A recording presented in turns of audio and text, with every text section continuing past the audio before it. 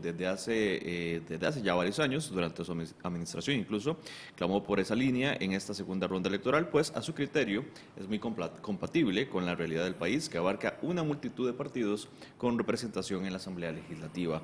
Además, dijo que con respeto y vehemencia pedía a los partidos políticos atender al llamado del nuevo mandatario electo y que con celeridad se negocien los puntos programáticos del acuerdo. El exgobernante recordó que con este sistema el presidente tiene el camino abierto para remover a sus ministros en caso de que incumplan, pero a la vez el partido afectado tiene el derecho de retirar a sus ministros y negar el apoyo de su fracción parlamentaria a los proyectos del Ejecutivo. Doña Laura, y justamente ya para conversar de este tema nos acompaña esta mañana don Miguel Ángel Rodríguez, expresidente de la República, periodo 98-2002, y quien justamente desde su administración impulsó la idea de un gobierno semiparlamentario. Y bueno, justamente se está dando una propuesta de unidad de gobierno, de negociaciones, que usted interpreta justamente como eso, una conformación de facto, digamos, de un gobierno semiparlamentario. Pero ¿en qué consiste un gobierno semiparlamentario, Miguel Ángel, y por qué el país debería pasar a ese régimen en lugar del presidencialista que estamos acostumbrados? Buenos días. Buenos días, muchas gracias por invitarme, un buen gusto estar con ustedes y disfrutar esta linda mañana en San José. Buenos días a todos los televidentes. Las realidades políticas determinan un poco el cómo debe ser la estructura institucional. Un gobierno presidencialista es un gobierno en el que el presidente se elige de forma separada al Congreso, no sale del Congreso mismo, y entonces, para que haya gobernabilidad, poderes distintos, sí, pero poderes que coordinen y puedan trabajar juntos en una línea de acción. Cuando hay un sistema bipartidista, el presidencialismo funciona muy bien, es el presidencialismo típico de Estados Unidos, que es el régimen presidencialista por excelencia, el primero del mundo y el más exitoso. ¿Por qué? Porque usualmente con solo dos partidos, el partido de gobierno tiene una mayoría en la Asamblea o un grupo muy grande de diputados y le es fácil coordinar con la Asamblea. En cambio, en un sistema con muchos partidos, el presidente queda electo y por otra parte puede tener una fracción muy pequeña, como ha pasado en los dos últimos gobiernos, en el presente y en el futuro. Y eso hace muy difícil el gobierno. Entonces, y minorías pequeñas, ¿verdad? Es que no es que le faltan 1 o 2 diputados para ser mayoría, lo que lógicamente más fácil se puede negociar. Tendrá 10 diputados, Si no, cuando se van a tener 10 diputados, o el presidente Solís tenía 13 diputados.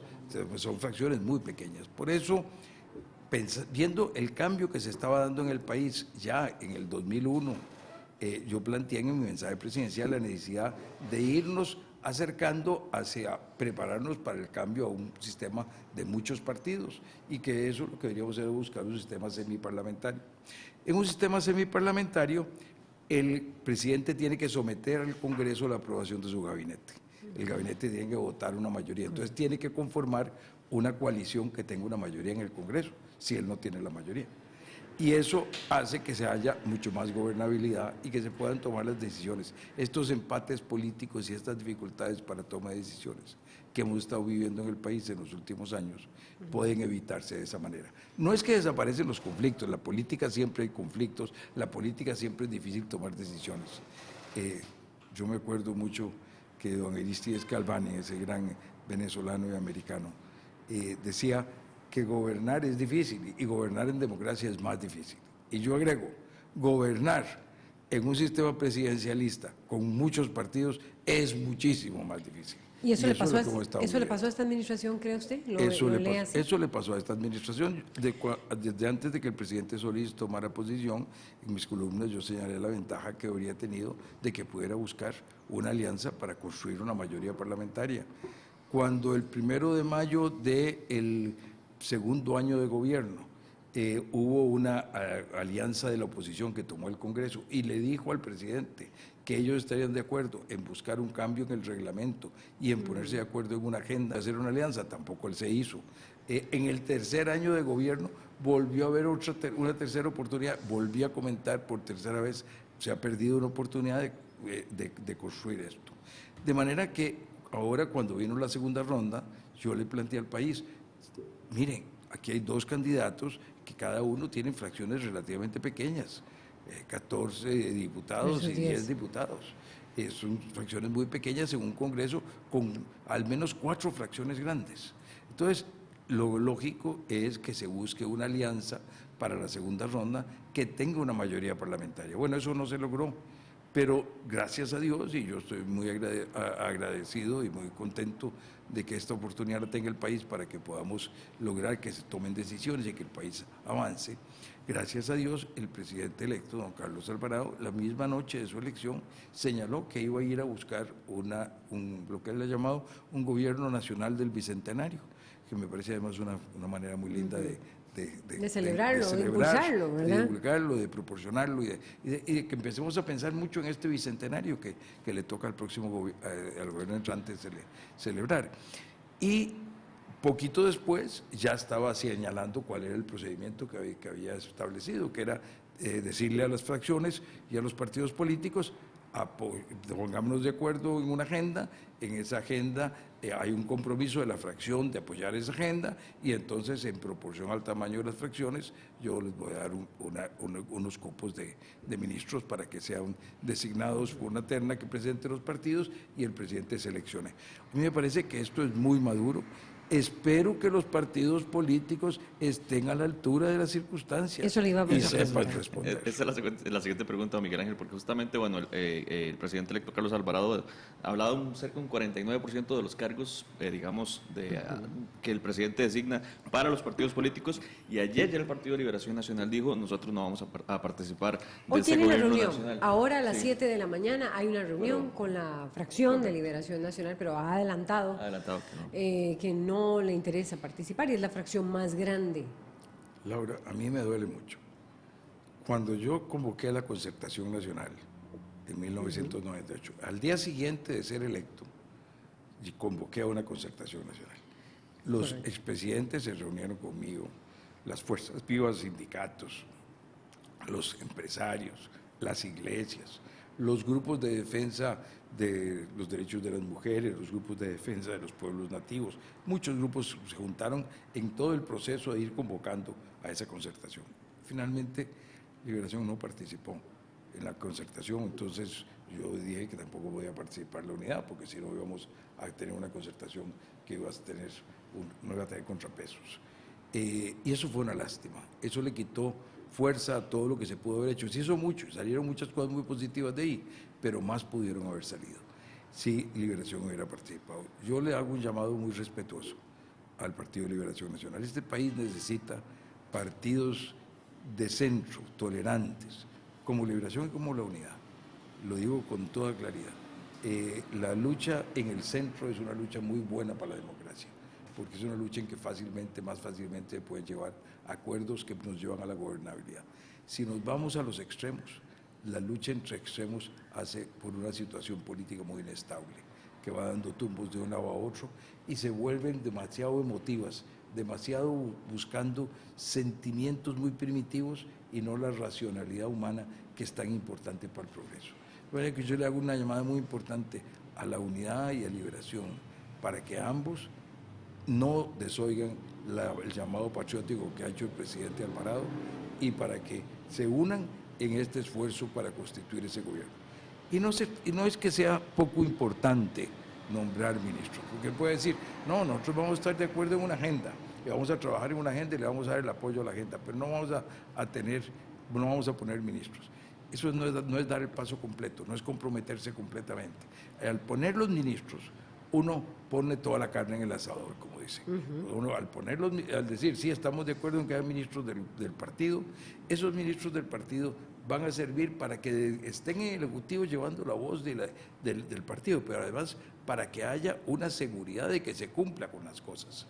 Porque si el presidente no cumple con lo que ha ofrecido, entra un contrato y es la forma de darle solidez al contrato. Si el presidente no cumple con lo que se ha ofrecido, los ministros tienen que irse. Y el partido tiene que llamarlos y decirles: ustedes tienen que irse, ustedes no pueden quedarse ahí, porque no se ha cumplido lo que se está haciendo.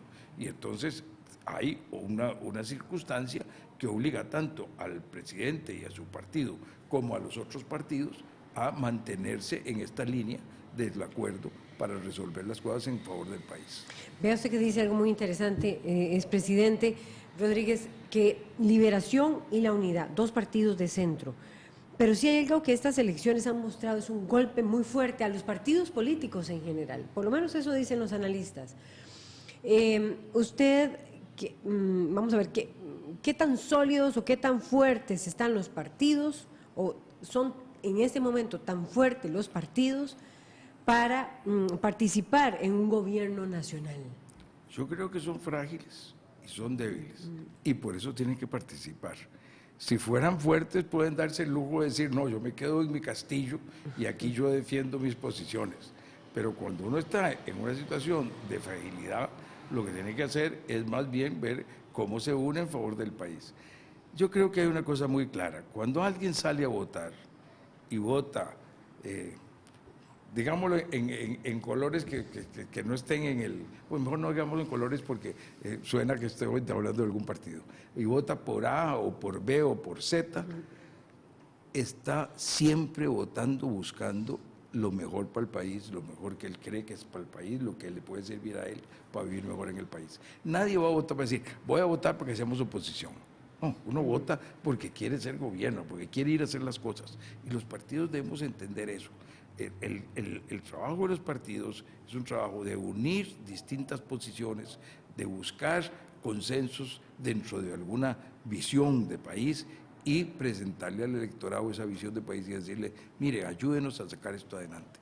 Y eso es para gobernar, para hacer las cosas bien, no es para hacer oposición. Vivimos un momento en que en el mundo entero los partidos políticos han perdido peso, pues sí, en algunas partes más que en otras, España, por supuesto. está sucediendo algo parecido. Han perdido peso, se han vuelto más frágiles. Este fenómeno que se dio en estas elecciones con tanta claridad que lo pudo seguir y demostrar la Universidad de Costa Rica, de la gente que escogía hoy uno, mañana la volatilidad, otro, la volatilidad del voto. Entonces, es el voto volátil, los partidos son frágiles, no hay filiación la afiliación partidaria es mucho nula, más baja y mucho más débil, mucho menos fuerza de la adherencia. En estas condiciones los partidos tienen que buscar cosas nuevas de cómo ayudar para trabajar por el país. Alguien me puede decir, bueno, pero es que si vamos a ir al gobierno, entonces ¿cómo nos consolidamos como partido? Y yo no veo ninguna oposición entre mi llamado cuando fui a votar y el que estoy haciendo ahora.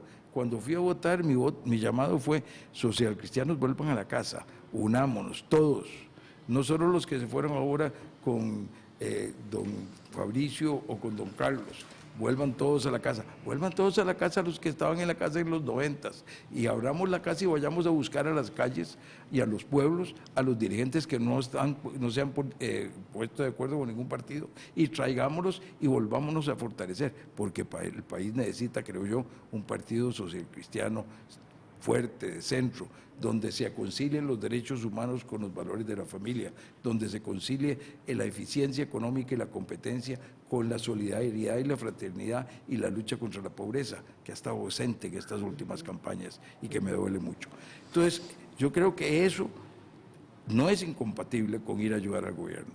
Por una parte, unos miembros del partido van al gobierno, el partido tiene un compromiso con el gobierno de apoyar un plan, pero sigue la acción política del partido fortaleciéndose al interno, abriendo sus estructuras, trabajando en que su mensaje sea cada vez más entendible para los jóvenes del siglo XXI y también haciendo control político desde la Asamblea Legislativa. Nada de eso se opone.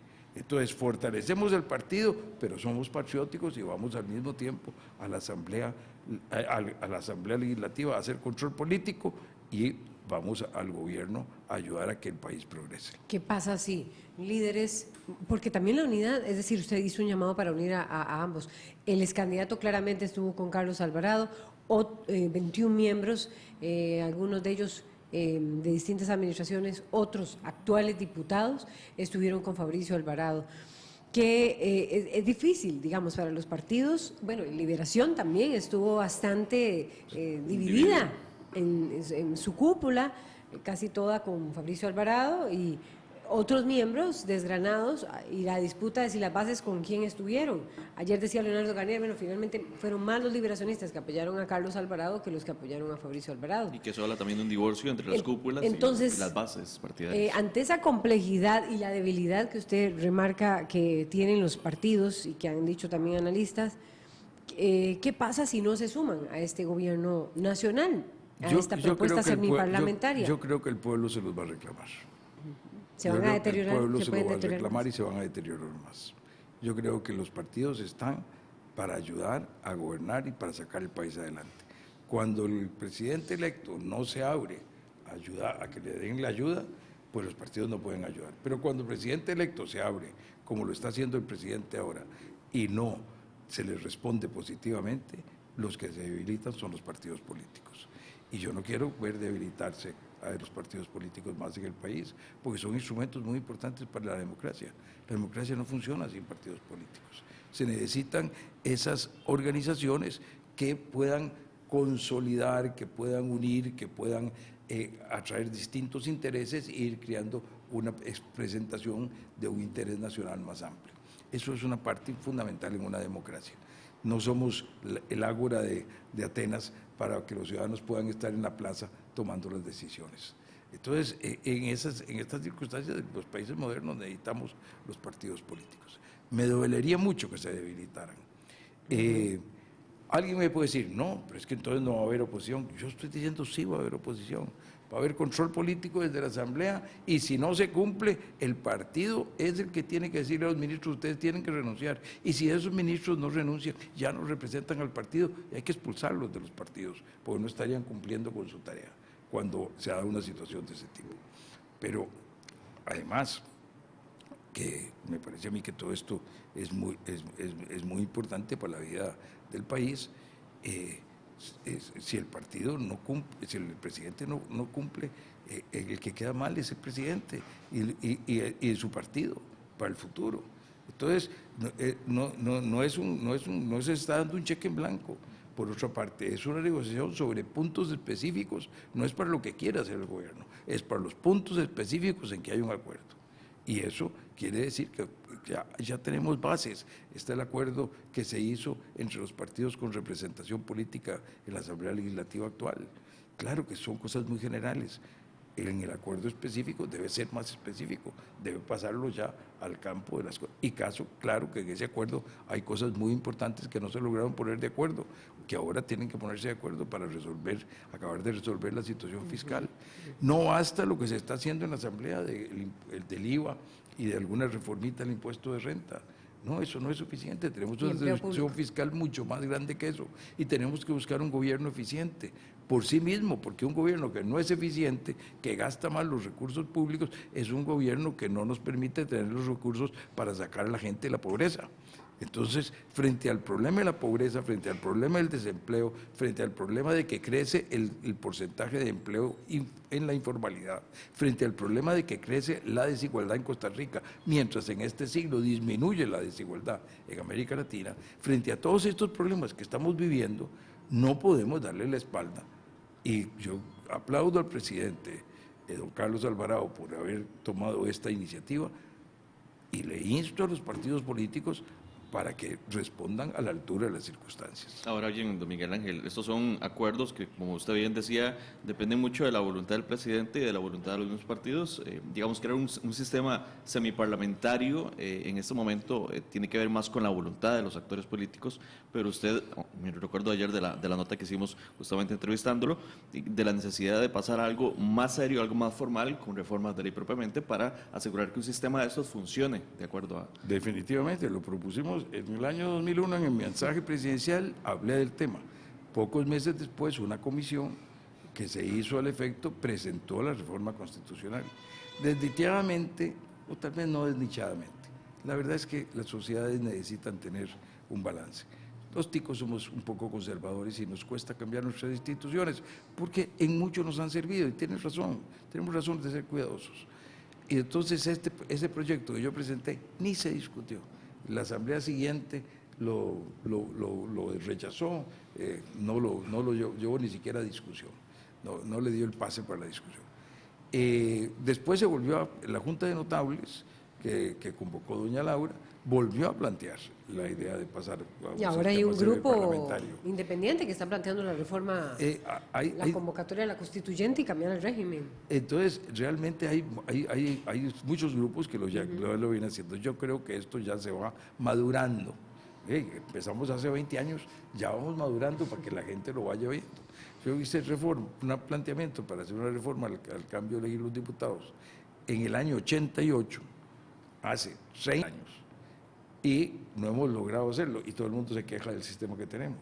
Y yo propuse una cosa que era muy importante: tenemos que mantener la proporcionalidad para que los pequeños partidos tengan representación, pero tenemos que tener representatividad, que la gente sepa, ese es mi diputado, y con el sistema de listas provinciales eso no funciona. Entonces yo propuse, vamos a distritos legislativos que eligen 1 o 2 diputados, pero 1/3 que sea una lista nacional que elija a los diputados que representan los intereses nacionales. Y entonces ese Congreso tendría una representatividad mucho mayor, y no tendríamos que un cantón importante, por ejemplo, que va en los primeros lugares de la provincia, se lleva un montón de diputados, porque entre más partidos hay que lo ponen en el primer lugar, y los otros cantones de la provincia no tienen ninguna representación. Entonces tenemos un sistema muy injusto. Bueno, eso fue hace 30 años. Yo fui diputado, fui presidente de la Asamblea, hice una comisión especial en la Asamblea Legislativa para discutir estos temas. No logré avanzarlos. Le tengo que decir que me ha costado mucho. He venido luchando en estas reformas de que nuestro sistema se adapte institucionalmente a realidades del siglo XXI, pero cuesta mucho. Ojalá que ahora esta experiencia que podamos hacer ayude a que la gente vea que es un sistema que puede funcionar, y que entonces demos el paso adelante y hagamos la reforma constitucional. Que la gente vea que este sistema puede funcionar. ¿Cree Miguel Ángel Rodríguez que los votantes que apoyaron, digamos, de la unidad, uno vio gente que trabajó, cuando uno fue a votar, vecinos que trabajó con la unidad y después los vio trabajando con el PAC, o a la inversa? ¿Usted cree que esa gente sí le interesa, ese votante, la votante, le interesa que se participe? O sea, dieron el voto con el objetivo o con la creencia o la esperanza de que se establezca un gobierno nacional, que allí haya representaciones de partidos. Yo creo que hay una intuición en ese sentido. Yo no diría que hay una racionalidad conceptual que lo dice, yo voté para que haya un gobierno nacional. Yo creo que eso no lo hay, pero lo que es cierto es que desde la campaña pasada, empezando por don Rodolfo Pisa, se viene hablando de la necesidad de un gobierno de unidad nacional después de estas elecciones, porque se veía la división y la fragmentación partidaria que había. Y yo creo que la gente tiene la intuición de que es necesario que nos unamos para salir adelante. Ciertamente, en Costa Rica, por muchísimos años, la negociación entre partidos se ha tratado de satanizar. Y cada vez que se decía que se unen los partidos para ponerse de acuerdo en alguna legislación, algunos medios de comunicación utilizaban eso para tratar de hacer escándalo y decir, vean, ahí se están uniendo, quién sabe qué se están repartiendo. Cuando lo que es cierto es que la democracia es sobre todo un sistema de discusión inteligente, para ponernos de acuerdo por las reglas de la mayoría, pero de discusión inteligente para elaborar las soluciones. La deliberación en la democracia es fundamental, y entonces la deliberación no se hace para tener una discusión filosófica en una aula universitaria, se hace para llegar a acuerdos de cómo encaminar mejor las instituciones públicas, de cuáles son las mejores políticas públicas que se pueden establecer. La negociación es parte fundamental e importantísima de la democracia, y yo creo que nosotros tenemos que madurar para llegar a eso, y tal vez todo este cambio que hemos tenido, todas estas dificultades y todo esto que a mucha gente le causa mucha incertidumbre y mucha angustia de que no ven claro por dónde se va el país, nos sirva para que aprendamos a que democracia es debate, debate es debate para tener consecuencias, negociar y ponernos de acuerdo en cómo hacer los cambios que el país requiere. Me llama la atención porque esa negociación se hace con presidentes de partidos y con jefes de fracción. Pero bueno, la presidencia del Partido Unidad, me parece, no estaba con Carlos Alvarado. ¿Cómo ve usted la posibilidad de que sí se logre una participación de la unidad en un gobierno nacional? Yo no sé con quién estaba la presidencia del partido, no me quisiera meter a juzgar con quién estuvo cada persona, pero hubo dirigentes del partido de los dos lados. Hubo muchos dirigentes de la unidad con don Carlos, El encabezados por candidato, don Rodolfo, y hubo Sí, ¿quién va a ser ese dirigentes, interlocutor? y hubo muchos dirigentes en el otro lado. Pues yo creo que en la unidad es muy claro, el interlocutor de la unidad tiene que ser el candidato que ha tomado una fuerza importante en todo este proceso, el candidato presidencial del partido, el comité ejecutivo del partido y la fracción entrante.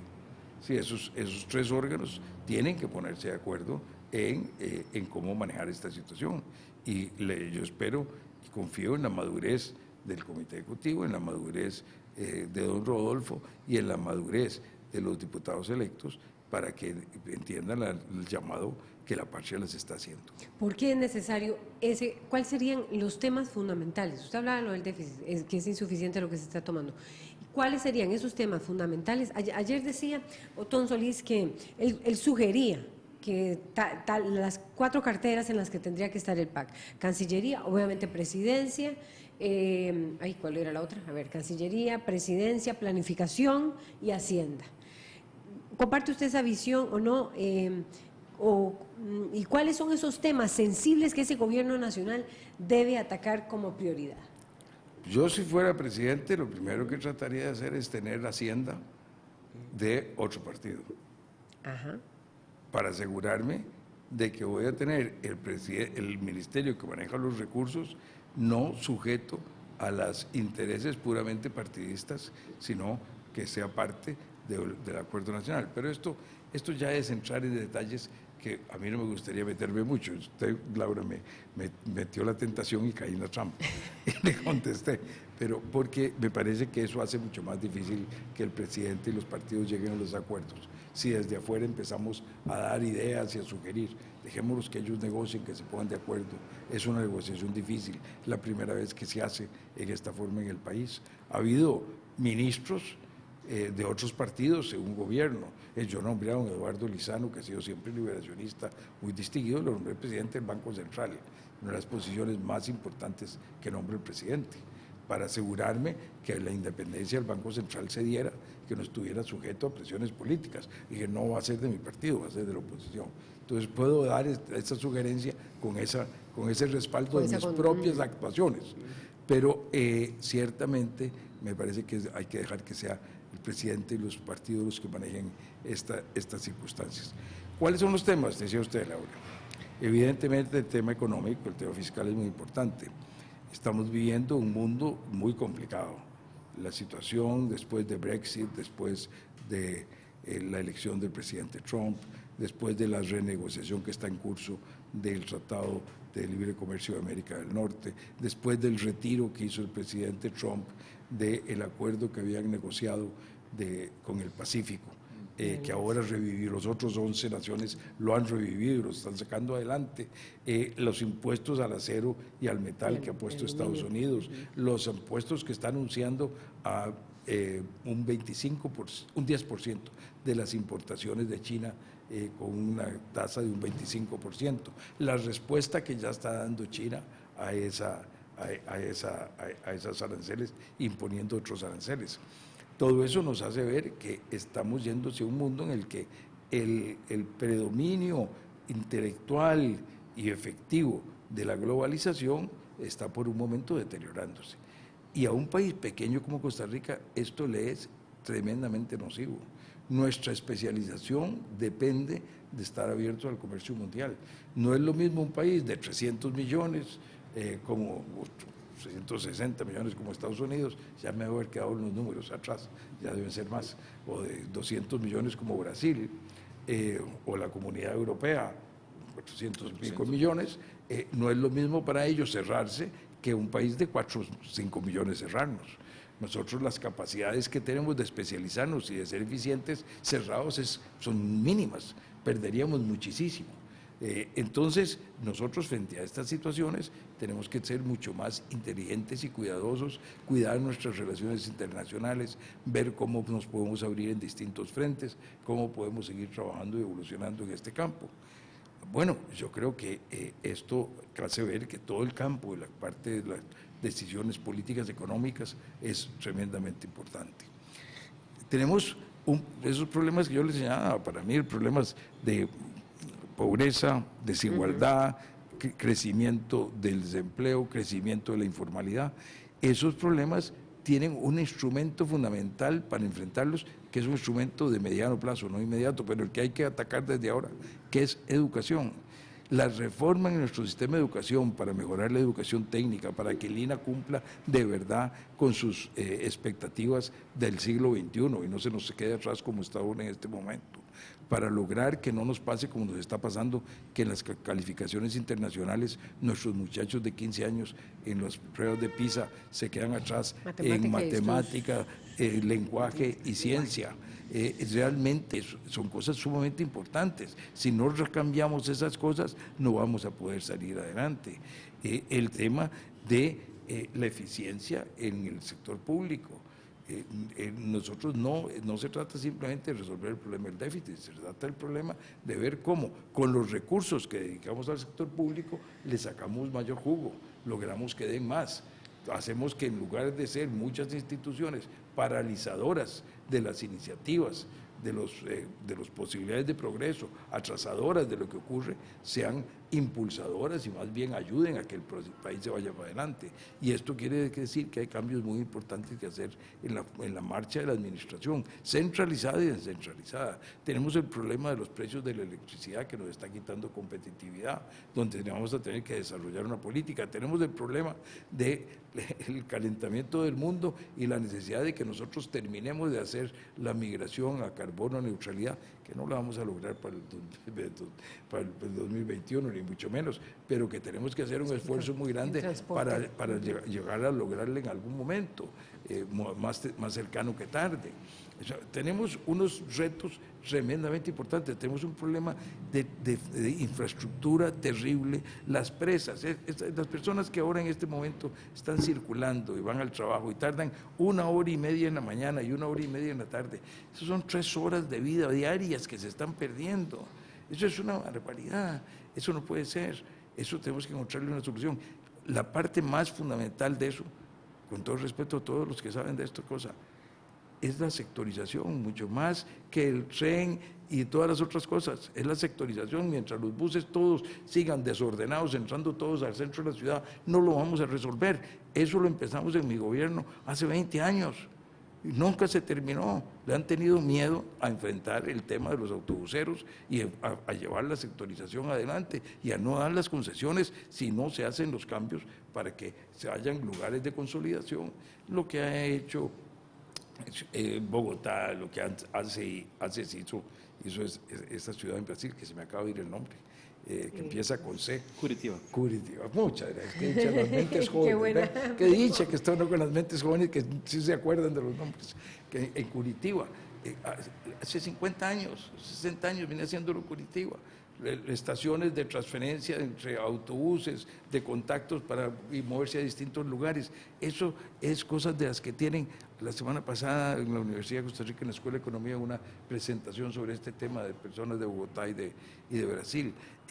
Son cosas que las que tenemos que entrarles. No podemos seguir dejando estas cosas de lado. Muchísimas gracias. Bueno, muchas gracias, expresidente. Se nos ha ido el tiempo. Sí, volando. Muchas Volando. gracias, don Miguel Ángel Tenemos como Rodríguez. 35 minutos de conversar con usted, pero gracias por ponernos en perspectiva lo que es el gobierno nacional y el llamado que usted hace a los partidos y en particular que hizo ahora y a la Unidad Social Cristiana. Muchísimas gracias a ustedes. Un gusto compartir con ustedes siempre. Vamos al corte y ya volvemos.